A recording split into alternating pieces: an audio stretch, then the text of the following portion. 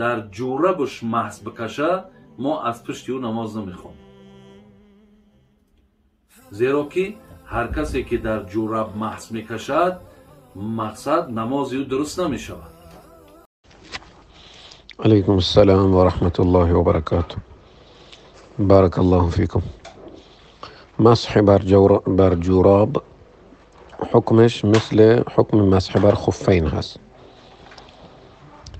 و صحیحه.